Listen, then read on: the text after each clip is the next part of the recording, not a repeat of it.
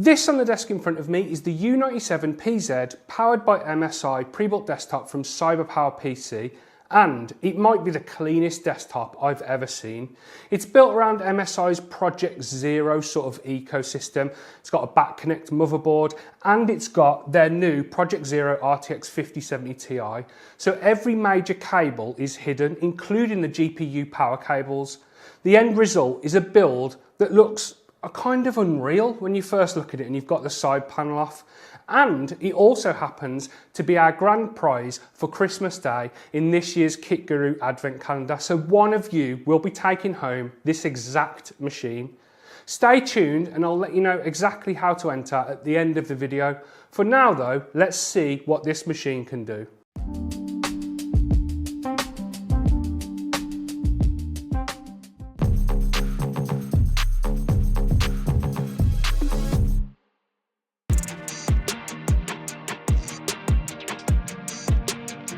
Hi guys, I'm Matt and welcome to KitGuru. So as we always do then, let's start with the pricing. If you don't fancy your chances in the giveaway that I just mentioned and you want to pick this system up right now, it'll set you back £2,249 from CyberPowerPC, and it comes backed with their desktop standard warranty, which includes cover for 5 years on labour, 2 years on parts, 12 months of coverage for collect and return costs, and then lifetime technical support over the phone. So let's run through the specs and I'll tell you exactly what you get for your £2,249 or what you can win at Christmas. The CPU is AMD's Ryzen 7 9800X3D, an 8-core 16-thread Zen 5 processor with, as the name suggests, 3D V-cache.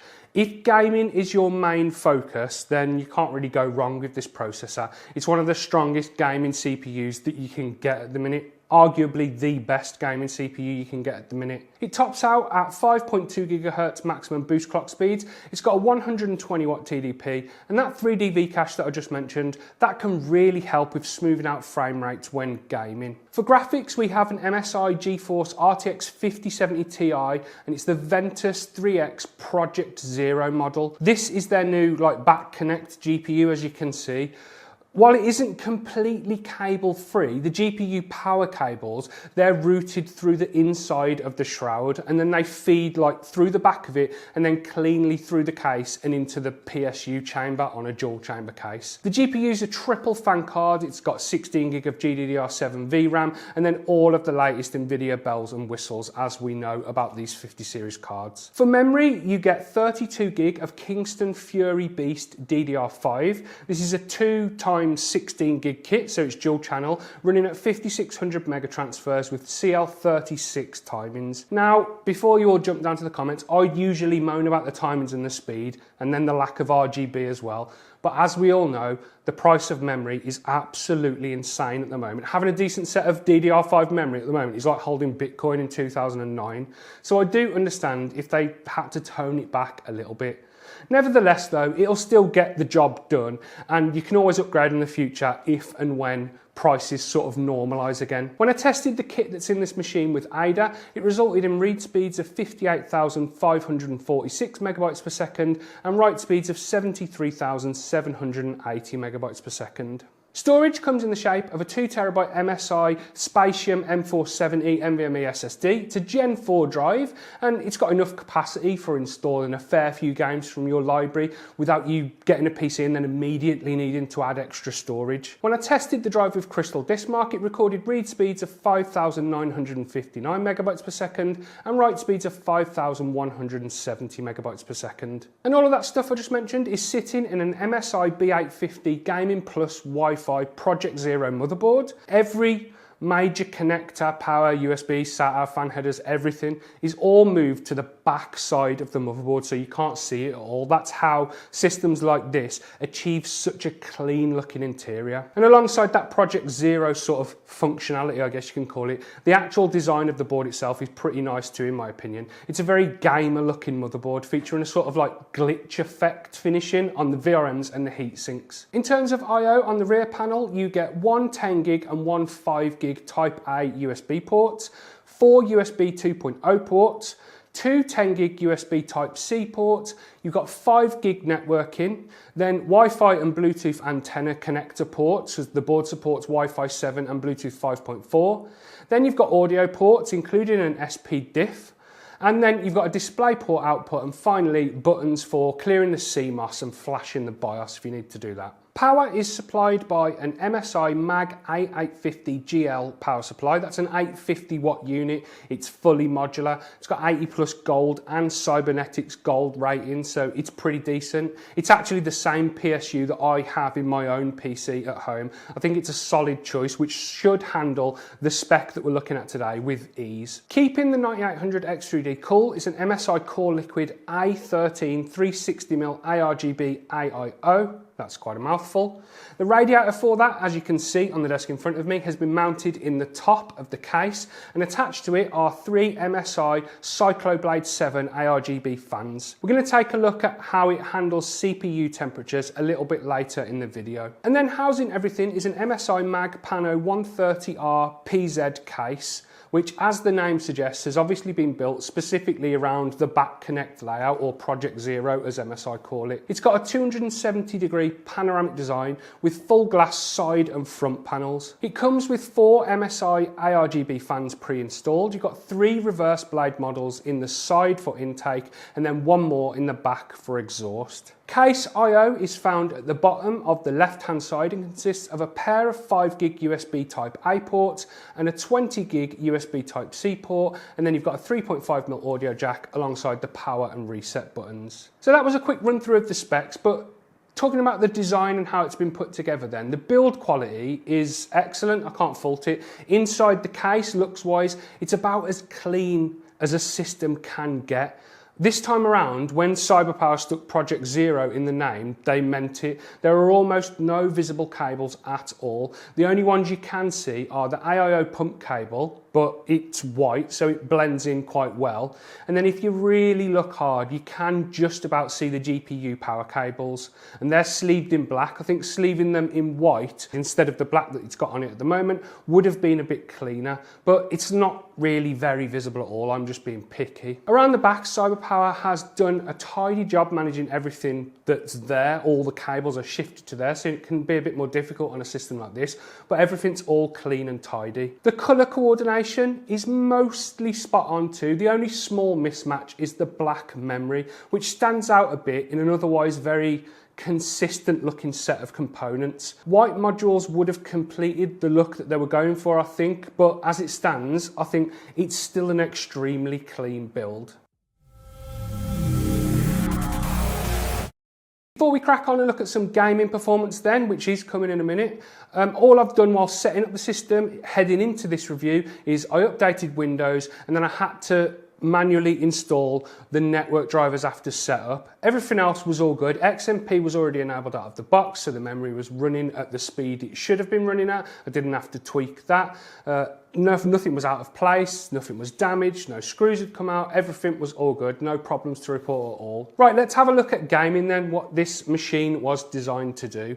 And all the games we're about to run through and look at were tested at maximum settings. Ray tracing was disabled in all of them, and I've only turned on DLSS or frame gen where I state it in my bit of voiceover. Starting with the new Call of Duty then, Black Ops 7, first off kicking off at 1440p, pure rasterized performance, and the FPS meter sat between 120 to 140 FPS throughout the title's built-in benchmark. If we enable some DLSS with the performance preset and turn on 4x multi-frame gen, that pushes the frame rate to roughly 400 FPS, which is a pretty crazy uplift. Whether you choose to use that in a competitive shooter or not is up to you, but the performance is there if you want it. Bumping up the resolution to 4K in Black Ops 7 then, and sticking at rasterized performance first, you're going to see performance of around 90 to 100 FPS, which honestly surprised me quite a lot. Turn on DLSS at the performance preset again and frame gen, and it takes things up to around 280 FPS,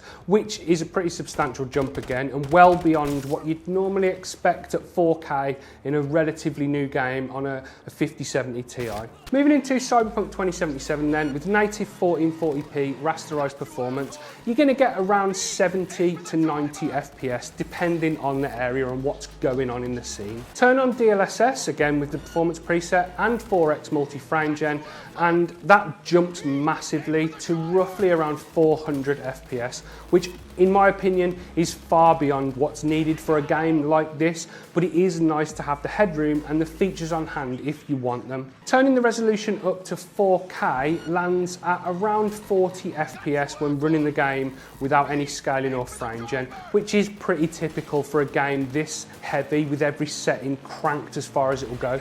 It maybe is slightly impressive for the 5070 Ti, but yet again, if we turn on DLSS and multi-frame gen, it takes it up to roughly 250 to 260 FPS. Just like we've seen in some of my other system reviews, frame gen numbers can get pretty insane, love them or hate them. Looking at Forza Horizon 5 then at 1440p, native rasterized performance sits around 150 FPS and it's pretty stable, the game looks great. Turn on DLSS and frame gen and you can almost double that with the FPS meter climbing to roughly 270. Turning up the resolution to 4K, again at rasterized performance, and the FPS meter will sit between 100 to 120. That's a really respectable result considering the specs of the machine and the settings that we're running this game in. Turning on DLSS and frame gen in this title though resulted in not as much of a dramatic increase as we've looked at a second ago.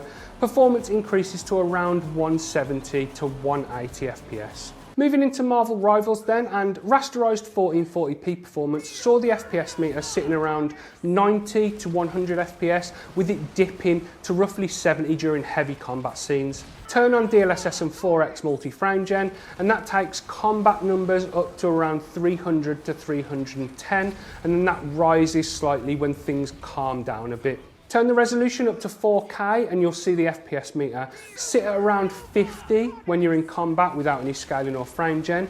The more visual effects that are on the screen, the more the FPS meter will drop, and there are a lot of visual effects in this game. Turning on DLSS and frame gen at 4K lifts this to roughly 220 to 240 FPS, again depending on the intensity of the fight or the scene or what's going on in the game. And finally, Black Myth Wukong at 1440p. Native performance comes in at roughly 50 to 60 FPS when using the cinematic preset and running through the game's built-in benchmark. Turn on some scaling and frame gen though, and that will rise to around 130 FPS. Bump the resolution up to 4K and native performance sits between 30 to 40 FPS depending on the scene.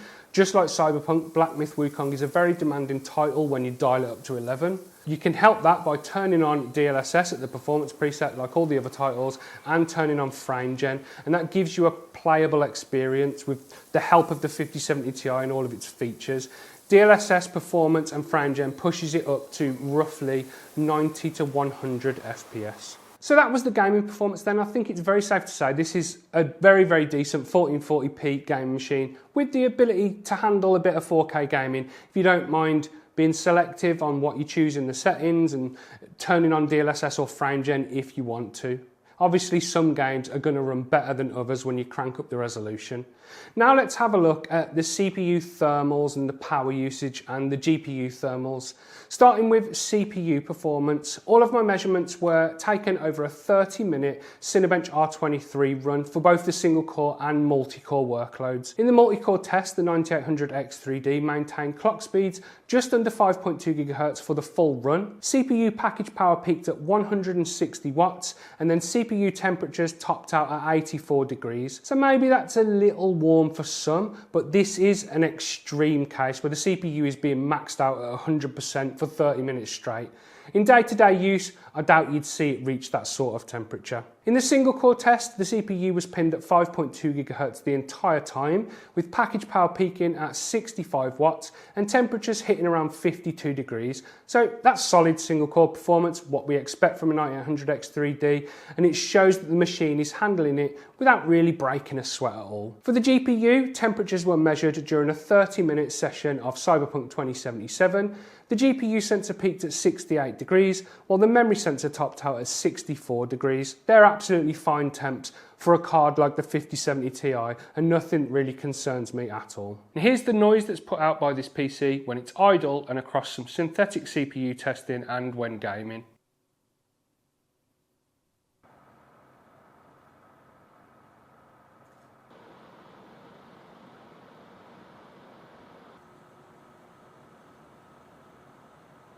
Overall then, this is a pretty impressive system, I think it's fair to say. The design is absolutely the star of the show. The Project Zero ecosystem or layout or component, whatever you want to call it, that all makes it probably the nicest looking pre-built I've ever seen. And CyberPower as well, they've got to have some credit. They did a great job putting it together. The cable management is tidy. The setup out of the box was all good. I've got no big complaints at all really. And then to back that up, as I just mentioned, it's also right on the money spec-wise for 1440p gaming. The 5070 Ti and the 9800X3D combo, they deliver great performance as we saw earlier, and it even has enough muscle to dabble in 4K gaming if you're happy to sort of enable DLSS and frame gen in certain titles. Obviously that's dependent on what game you're playing, but on the whole, gaming wise, it definitely delivers. The memory, that's the only place where I could be picky. It could be better, but getting hold of decent memory without sacrificing vital organs is a bit of a challenge at the moment, so I'll let them off a little bit. The pricing, that's very fair too. Building something almost identical on PC Part Picker